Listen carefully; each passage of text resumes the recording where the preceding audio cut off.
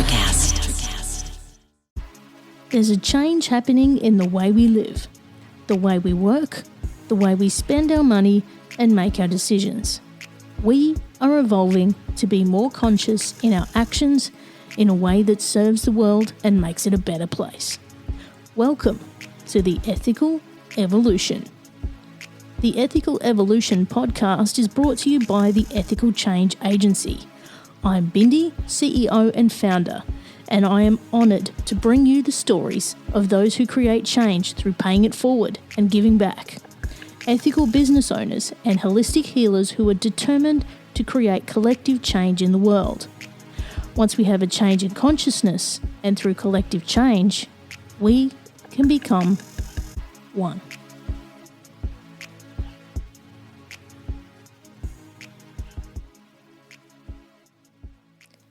My next guest requested to be on the show, and in reflection, there's no coincidence here that we were destined to meet.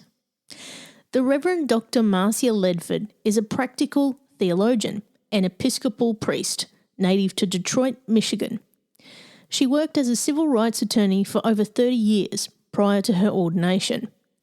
She encourages progressive Christians to exercise their First Amendment guarantees, calling for a more compassionate approach to our social crises in discrimination, exploitation, and equality. Marcia also fought for the civil rights of those in the LGBTIQ community as an openly lesbian woman. I found my time with Marcia fascinating and learned we had so much in common as we both are on a mission for change. Welcome, Marcia, to the Ethical Evolution. Well, thank you. I'm delighted to be here. And I am super stoked to have you here. Now, you're coming to us all the way from Michigan, USA. That's correct. Can you tell us about you and your background and who you are? Well, I was born and raised here in the state of Michigan. My dad worked for General Motors. As many of you know, Detroit is home to the big three American automakers. And so I had a good upbringing and the opportunity for education and all of that good stuff. I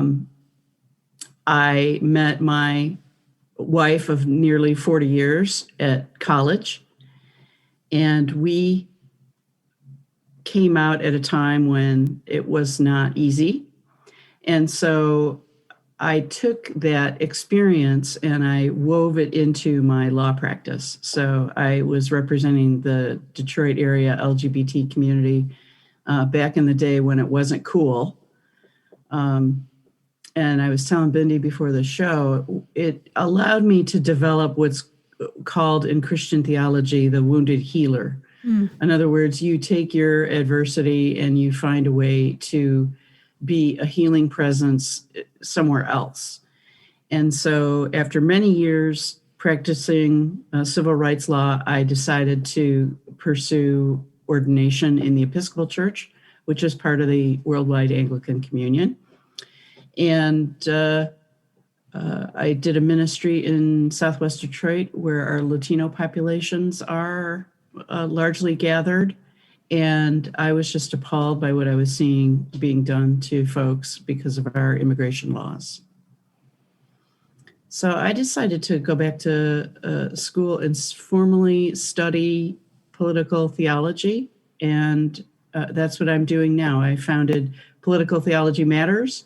And I'm writing, speaking, teaching, preaching about the importance of progressive Christians being vocal in the public square for greater social justice. So and there you have it. Yeah, and as we were saying off air, like you're a bit of a unicorn like me. We do a bit of everything. And, you and I have so much in common, which we've just learnt. Obviously, I'm not a doctor. I'm not a reverend. I haven't worked in law, but, I also have come out gay 25 years ago. And, also am one for social change. So, as we start to unravel here, there's so much that we're aligning with here, which I think is absolutely beautiful. And, a lot of people who might be listening to this podcast obviously can't see you, but, you have the whole the Reverend white collar happening, which the God collar. Yeah, you got the God collar happening, which and also here's one for you. Here's another one. I was christened and baptized Anglican as well here in Australia. So. Christened, baptized, same thing. Confirmed is the other word I was looking for. So I went through all of that as well. So I completely understand where you're coming from, and the alignment to, how very close that is to Catholic religion as well. Liturgically we're very similar. Very, very similar. So, I mean, God, I shouldn't say that, should I? Then people then get all nervous and they think they can't swear either. Believe me. Yeah, no, we're free to do that here. Can I just say that?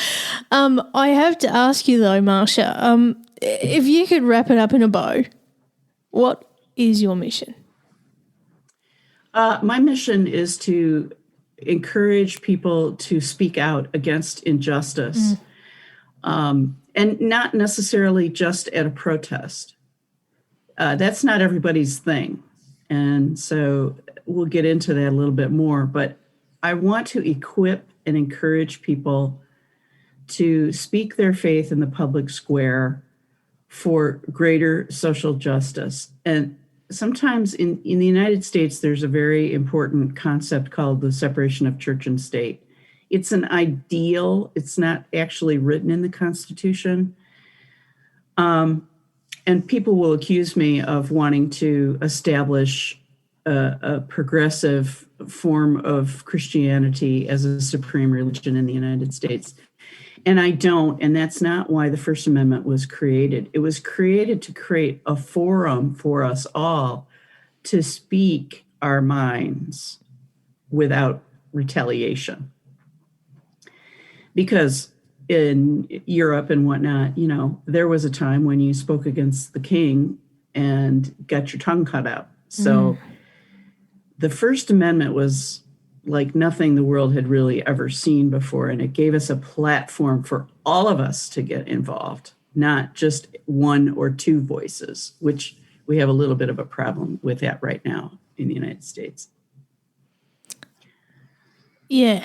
So, I mean, gosh, you must have encountered so much in your years through all of the work that you've done and all that you've experienced. Can you tell us about some of the people that you've helped along the way? Oh, my. I wasn't expecting that question, so I will think about that for a minute. When AIDS broke out, of course, Lynn and I were young in our coming out experience too, and we had a lot of gay male friends and started losing them, and that was just incredibly hard. I had a friend, Todd, who was also a young attorney in his mid-20s, and we lost him, and he was so talented and just fabulous, and it was just heartrending. So I'm in the U.S. we have something called Social Security, which are benefits for people who reach retirement age or can't work because they have a disability. And I was able to get the first disability rights for a man with AIDS in late stage. It was the first time that it ever happened. And so that was one where I just felt so good about that, because not only did it help him, and he didn't live very long after that, but it gave him some ratification as a human being, because gay men were not being treated like that particularly. And so that was the first thing. And then it created a precedent, which would help other people with AIDS get some additional help, social security benefits. So I'm especially proud of that one. I've helped a lot of lesbian and gay parents either retain custody or retain visiting rights. There was a time when fitness to parent was automatically in question when somebody came out. And particularly it hurt gay men because of AIDS and because there's often this presumption that if a man is gay, he's also a pedophile, which is completely wrong. Pedophiles are pedophiles, regardless of, Sexuality. Male to female or female to female or whatever. So there were several of those instances, and I felt really lucky about that.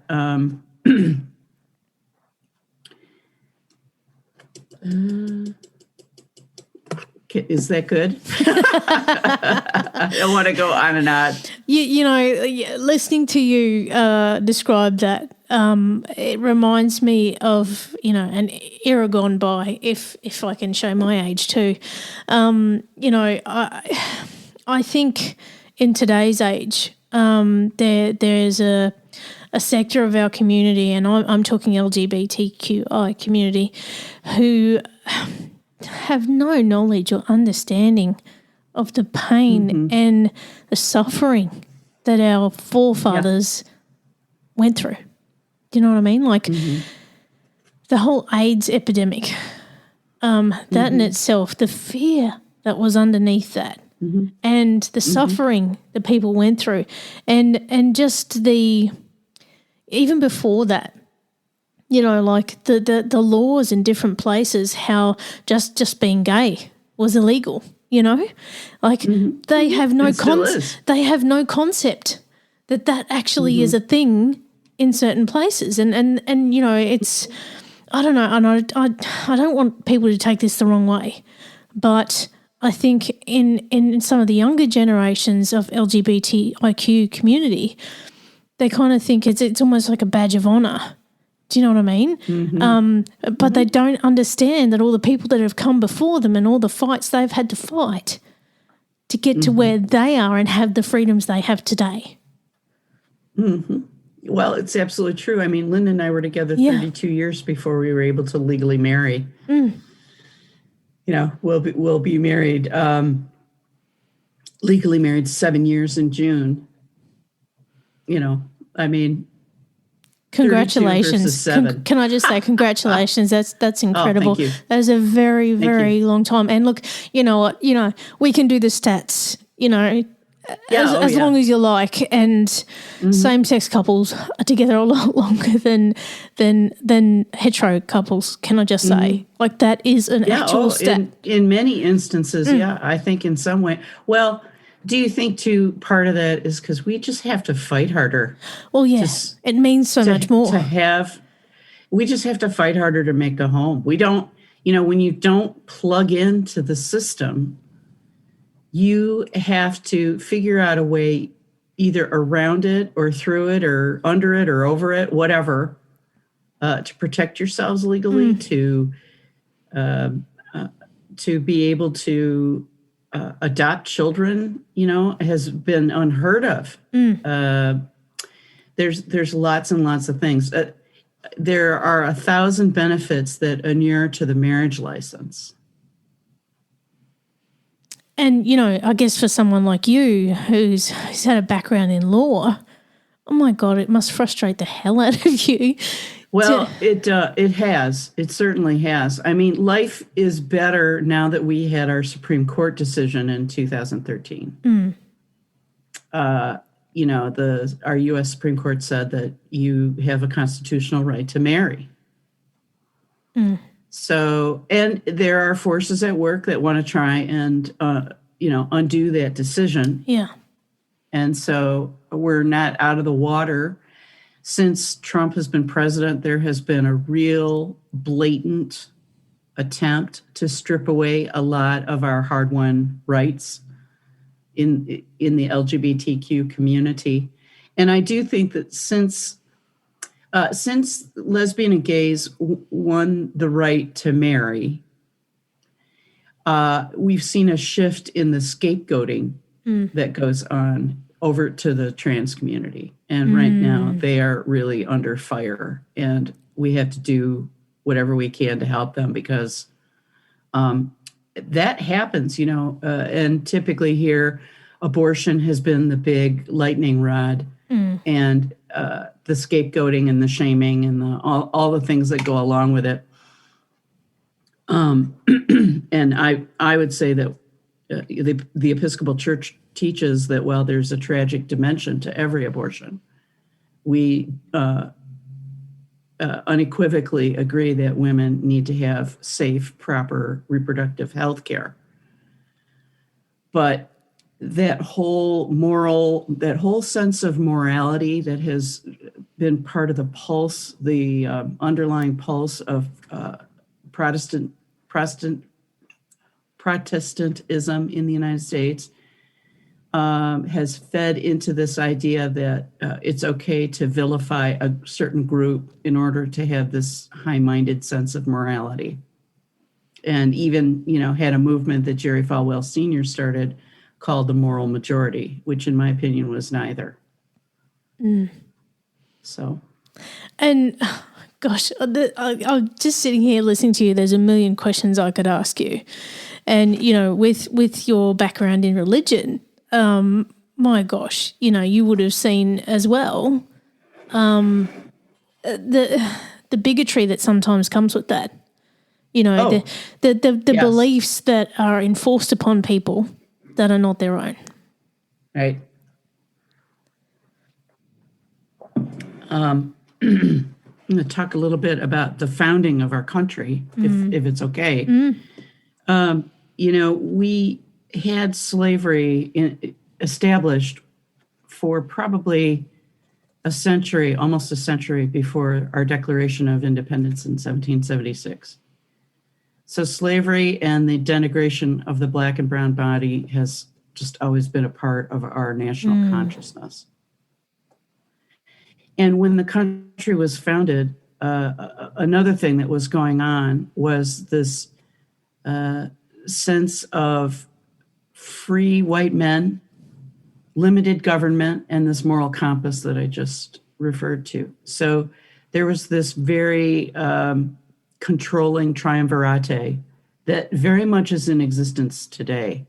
And I would say particularly within people who support Trump.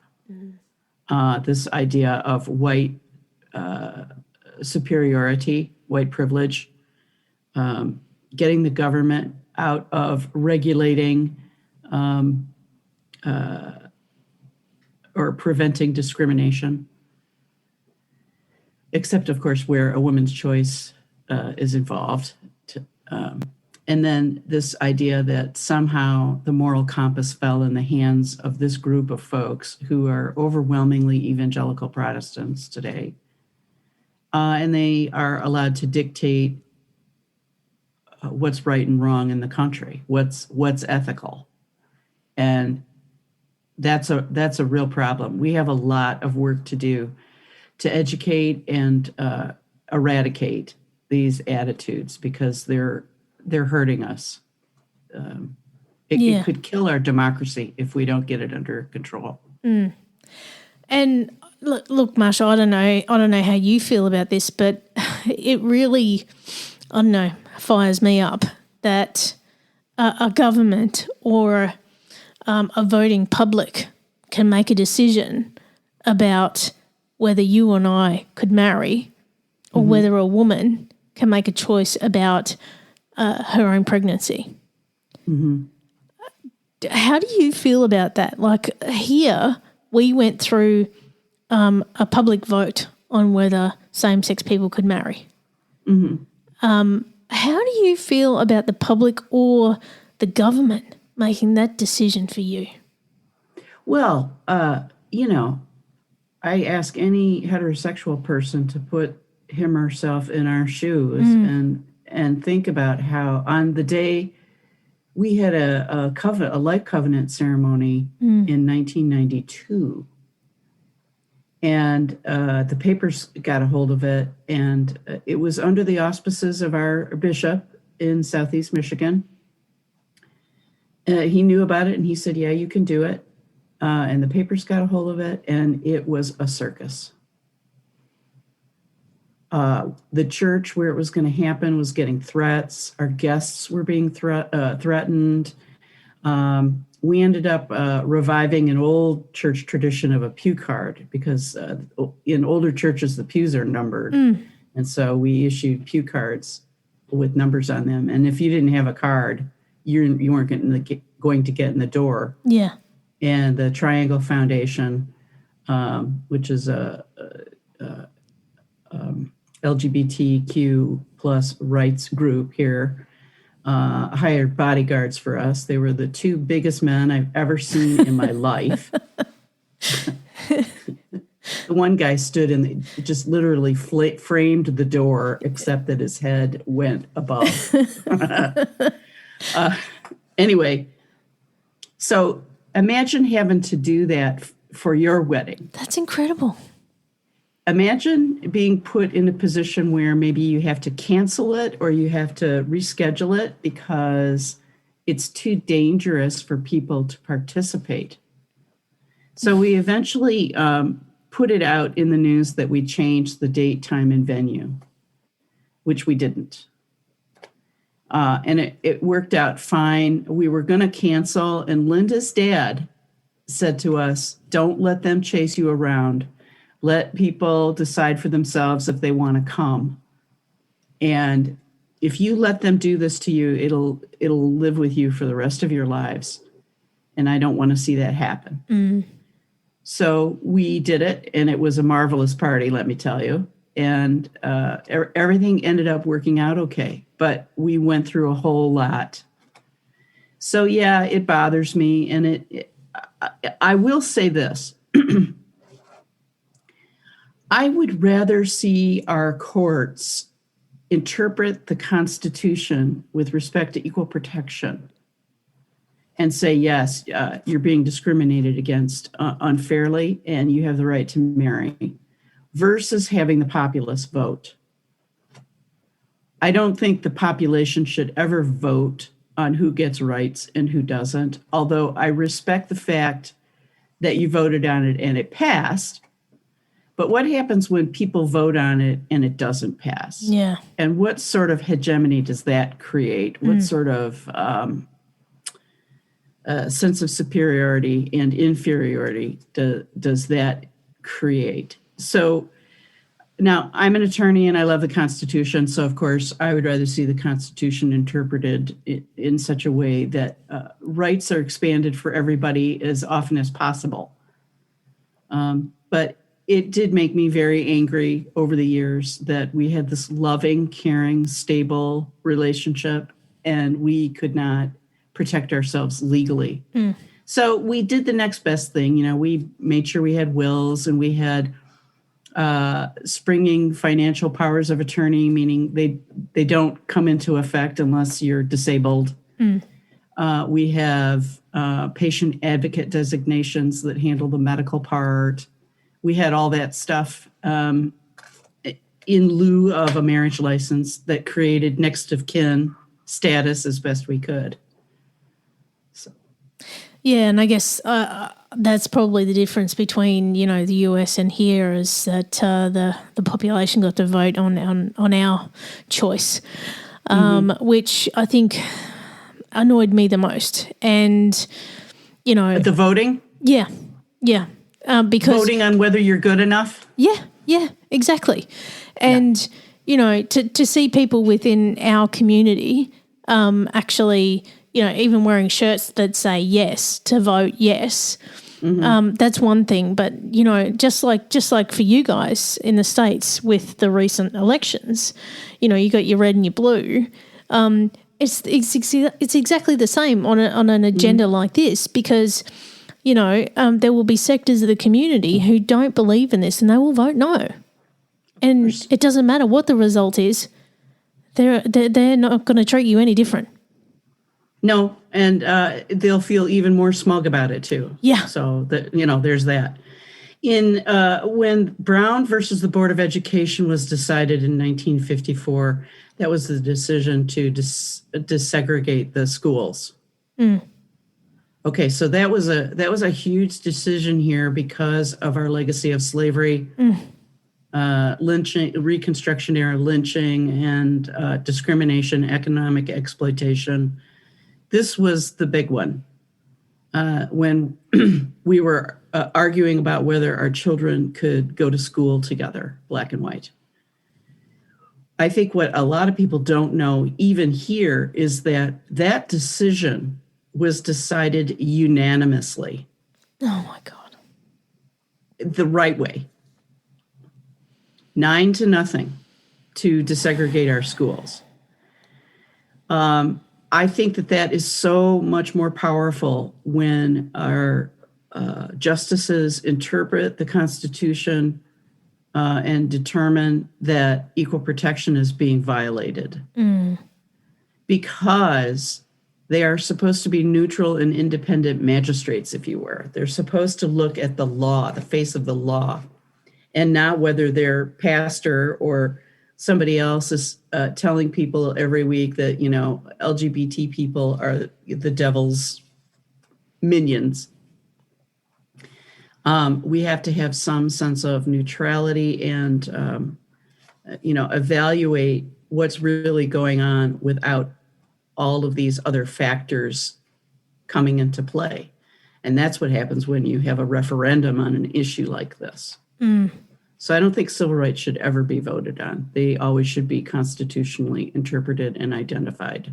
Oh my gosh, I absolutely agree with you on that. Like, I've been at the brunt end of that one. So I could not agree more. It infantilizes LGBT people too. Like we can't make these decisions for ourselves, which is ridiculous.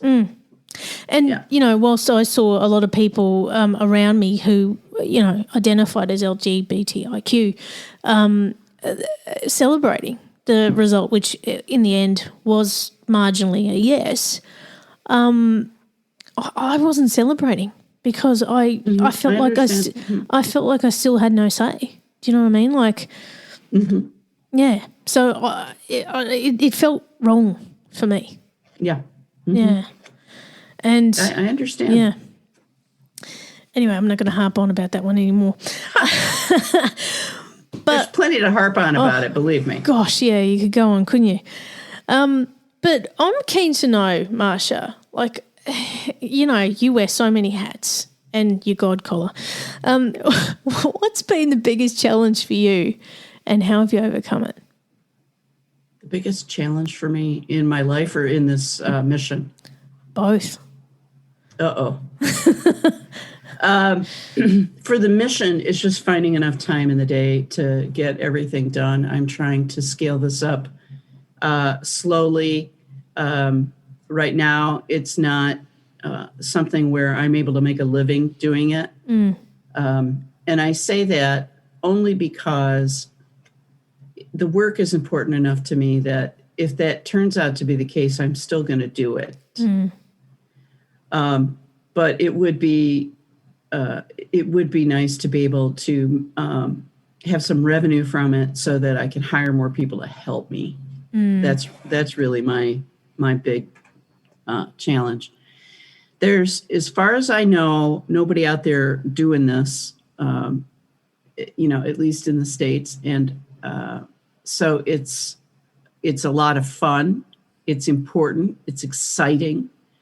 I really love what I'm doing. It's the perfect confluence of all my skills, work experience, passion, sense of call, all of those things.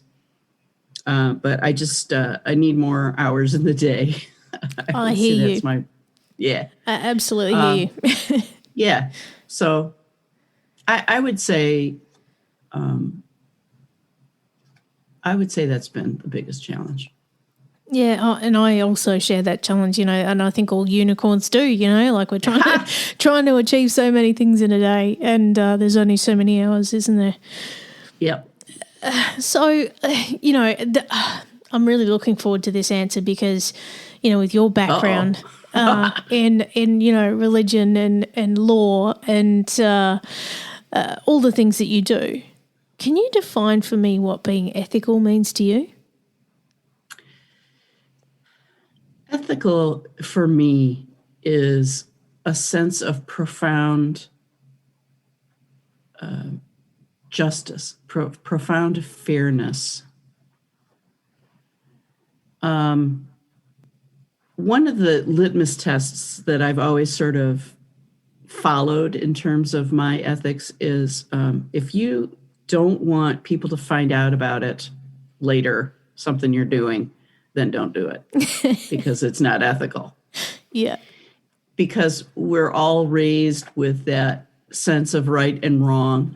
And, you know, the news is full of people who steer off that path, even though they know what they're doing is wrong, but they just keep doing it. Yeah. And so I think that's a pretty simple way. I mean, it's what we teach our kindergartners, and it actually works.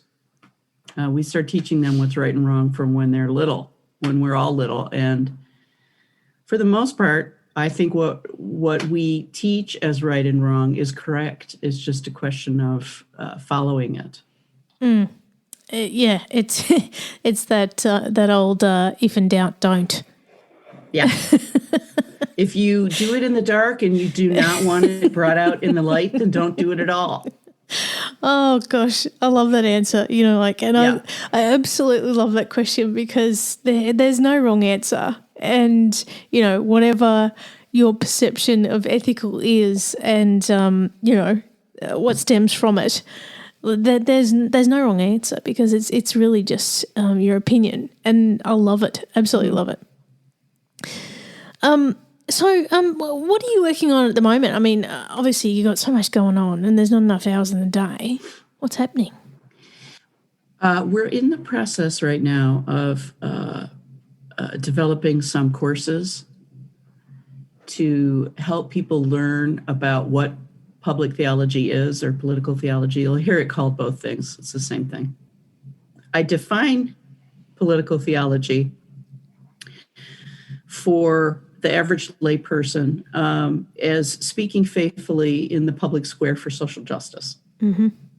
So speaking faithfully, and mind you, this is not just Christianity. This is, whatever your faith tradition is, speaking that faith tradition with authenticity in the public, and that can mean a lot of different things. We'll go into that in a minute, for greater social justice in our policies and laws. And then there's a fourth prong to as large an audience as you can access. So I live in Southeast Michigan. We have the largest Muslim/Arab population in the world outside of the Middle East. Wow. We have a very large and active Jewish community here. And so the Abrahamic faiths, Abraham, Sarah, and Hagar, are very present and very active here. And so I would be doing them a disservice if I didn't, include them in my mission. And of course, we have a lot of commonality from the Old Testament. So we also have Jains and Hindus and Sikhs and, Buddhists, you name it, we've got it here in Southeast Michigan. So the world's religions all have some form of the golden rule that we call in Christianity, called do unto others as you would have them do unto you. And we can use that as a foundation. We can build coalitions just on that alone. Humanism is basically the embodiment of just taking care of each other, respecting each other. So for the first part of that, speaking faithfully from your tradition, and then the second part is in the public square, and that could be a lot of places. It could be on a podcast like we're doing right now. It could be on the radio or on television in an interview in that format. It could be speaking at the local park. It could be addressing a committee in the halls of Congress or at the City Hall. It could be any number of things, writing an op-ed in the newspaper. So there's lots of different ways for us to get our message out. And then, of course, we want to talk about issues of injustice and talk about why they're unjust and then how to fix them. John Stuart Mill, who lived in the 1800s, said that in open debate shall you arrive at the truth. And that's what the First Amendment is all about. It's providing an opportunity for many different perspectives to join publicly to discuss the issues of the day in order to find the best course of action. So it's not that I'm saying, we always have to do what the progressive Christians say. So, conservative Christians have a right to speak as well. And we need to work out issues together versus the polarity that we have right now, which in the United States, I think is probably the worst that I can remember as an adult. Wow. Yeah. And again, just listening to you talk there, wow, I can relate. As we were discussing off air, I've taken a bit of a different tact in my career to be more of a spiritual coach. And as part of my training, one of the things that we delved into was spiritual philosophy. And, when you're coaching anyone, you can't be biased in your beliefs. And you need to support all schools of thought. And that's exactly what you're doing. Most ministers would be, segregated to whatever their beliefs and their religion is. But you're being very open and inclusive to all beliefs and schools of thought. And that's exactly what we need. Well, it's definitely what we need here because we are becoming more and more pluralistic. It's been an overwhelmingly Protestant country for many years. I would argue that we even actually had a theocracy, even though the First Amendment prohibits that. And so as we become more diverse religiously, we have to find a way to talk to each other.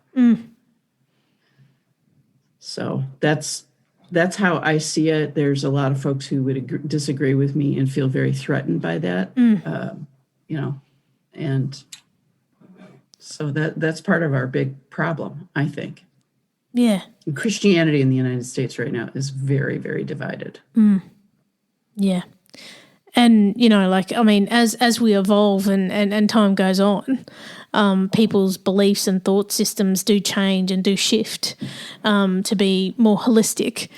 And, yeah, I think, it's got to evolve like all other systems in life. And yep, absolutely. Yeah, yeah. And I think, it is more far-reaching than we ever thought. And I got to commend you on the, the perspective that you're taking with it, because I think that's the stuff that actually makes true change. Well, thank you. I appreciate that. Yeah. So, Marcia, I have to ask you, if people want to find out more about you, where can they go to find out more? Sure. They can check out my website, which is called politicaltheologymatters.com. And there's information about me and there's information about the mission, and you can learn more about what I'm doing. Right now we're developing courses, I think I mentioned that earlier, to help people learn about political theology and how they can go about doing it. I'm hoping to, I have a book coming out at the end of the year, and you'll be able to get more information on that as we get closer to setting an actual date. And you can email me at Marcia, Marcia, Marcia at myptm.com, MIPTM.com. Now, I'm not surprised to hear that you've got a book coming. That's no surprise at all. And you know, and no disrespect to you. You know, you are a reverend, a doctor, probably an attorney as well. You got it all happening. You're a unicorn too. So by all means, whilst I've been calling you Marcia, I'm just been trying to simplify things for myself here. No, please do. That's fine. But before we go, I have the big question for you. Oh, okay. Are you ready? I'm as ready as I'm going to be, I think, at 8 o'clock in the morning. Yeah, it's still early there for you. It's late here for me. Yeah. What's the change you'd like to see in the world, and how can we bring it to life? Holy moly. Big question, right? Yeah. Well, you know what? I'll speak to my corner of the vineyard because that's what I know best. And that is we have got to come to grips with racism in the United States. That we have other isms, too, that we seem to be very good at. Sexism and homophobia and, you know, you name it. We're pretty good at it because we're good at scapegoating groups. Mm-hmm. And so I would say our big challenge is to really live out, you know, the Declaration of Independence and, you know, the right to pursue life and liberty for everybody instead of it just typically being white people. That's what we got to do. Yeah, and I guess from an outsider here in Australia, you know, we look at America and we go, oh, you know, they're all about liberty and freedom and all these kind of things, but there's so much hate and segregation and you know, like, how does that happen in a country that's so powerful and so large and so developed, you know? Well, it's like I said earlier, it's been there since the beginning, you know, and then we moved westward and we decimated Indigenous persons. And there's just been this sense of white exceptionalism that basically we used it to justify so much of our history. And we need to stop doing that. And, you know, like from your experience, I mean, you know, in law, have you seen a degradation, you know, in the way things are? You mean, do I think it's getting worse? Yeah. When Trump took office, I think you can draw a line of demarcation between when we knew that to be blatantly racist or to be openly racist was unacceptable, and he erased that line and made it not only okay, but it became a badge of honor or courage or whatever for people of a certain white supremacy ideology to become very vocal and very, at times, quite violent. And so I have seen that, yes. I think that our society is far worse than it was because Trump gave people who believe they're superior because of their color permission to just act deplorably. I think people ask me, and this is kind of the way they phrase it, you know, have we jumped the constitutional guardrails here? Yeah. And I would say that we were on our way over the rails when the election happened. And then had Trump won, I would have, you know, I would have been very, very concerned. On January 6th, when the Capitol was stormed, I believe that was an instance where the tires were over the rail, at least, you know, one side of them. And because it was an attempt to stop a constitutionally mandated action. Yeah. Take away all the, you know, all the photos and all the other stuff that went around it, all the emotion and everything. the president invited folks to go and stop the final senatorial count, which is the last step prior to the inauguration of the new president. So there's been a degradation socially in terms of how we talk and act about race and how we treat each other. There's been a greater sense of entitlement to violence. And there has been the development of this idea that we can overturn the Constitution. Mm-hmm. Joe Biden and Kamala Harris are getting us back on the path in between the guardrails. But I'll tell you that we are still quite vulnerable to this based on what happens in the 2022 elections. Yeah, there's a lot of damage to overcome, isn't there?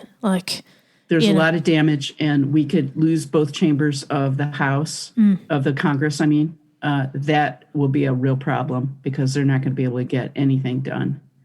Right now, we have a very slim majority because Vice President Harris can break ties in the Senate.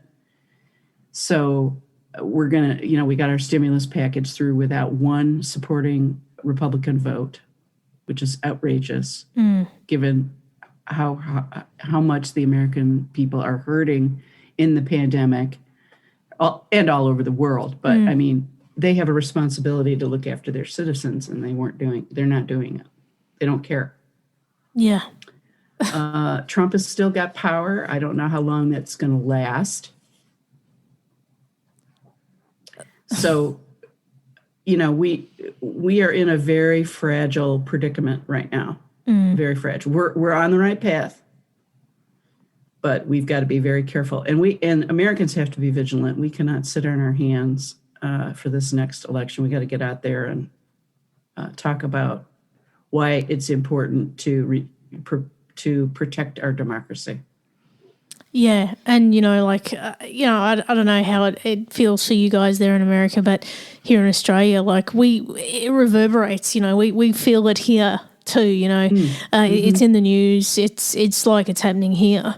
It's like the latest news headlines, particularly when the election was going on. And I remember, we were waiting on the decision and we were watching all the states light up with the different colours. And, we learnt so much during that process. And it was like we were also impacted by that decision, which we are, as far as trade and all those kind of things go. Of course, we're as part of it, and it comes back to my thing I always say, is that what I do today impacts your tomorrow. We're all in the same place, We're all in the same boat, and the pandemic has really taught us that. Absolutely. And it's taught us about how fragile life is, too. Yeah. And that we all have a responsibility not only to ourselves, but to one another to do the right thing, to be ethical, to get the vaccine. Yeah. Well, I've got to ask you, Marcia, have you had your jab yet? Yeah, I've had the first one, and I get the second one on Friday. Right. Well, so I've blocked the weekend off in case I you feel sick, get zapped. So it hasn't quite reached my level yet here, so still waiting. But we're doing pretty well here, so that's good. Good, very good. Yeah, I don't want to think about what this would be like if Trump had been reelected because he just did not care about the pandemic, basically. No. And pretended that it wasn't actually happening. So a lot more Americans died than needed to. Absolutely. And so we broke a record the other day. We had 4 million vaccinations in one day. That's incredible. We're trying to get 1 million by the end of the week. And people are freaking out about that. You will. You will. Well, Biden said, I want 1 million a day when he first took office. And of course, now they've got the system in place, the distribution system, and the manufacturers are ramping up their production. So I just think he's done a marvelous job getting the vax out to the peeps because we there's 300 million of us. Yeah, well, you have a much larger population than us, and we're so far away. Well, Marcia, thank you so much being a part of the Ethical Evolution. This has been absolutely incredible. Thank you so much. I'm delighted to have been here, and thank you so much. I love what you're doing. I think your show is important. I think your show is about, getting back to drawing that through line of right and wrong. And we seem to be gravitating away from that. And so when you have your shows, you're helping us all remember that that's an important thing to do. Thanks for listening to the Ethical Evolution podcast. If you're an ethical business owner, change maker, or holistic healer who's determined to make a change in the world and you need support to spread your message, visit ethicalchangeagency.com to collaborate.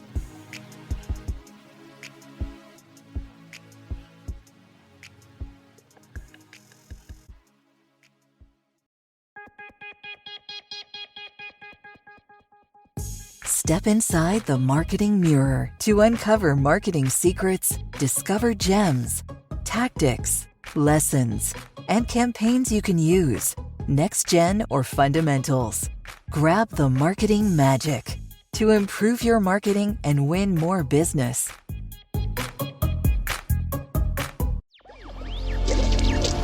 Electricast. Welcome to Ringside with Ray and Prince. My name is Ray Leonard Jr. Oh, is that the set? No, that's just my dad. My name is Prince Daniels Jr. Daniels again with a big home touchdown. On this show, we come to humanize Athletes, entertainers, business executives. We're going to see what makes them tick. Tuesdays, 10 a.m. Pacific time on Spotify, Apple, Amazon, and wherever you get your podcasts. We'll see you there. Peace and power. Electricast. Electricast.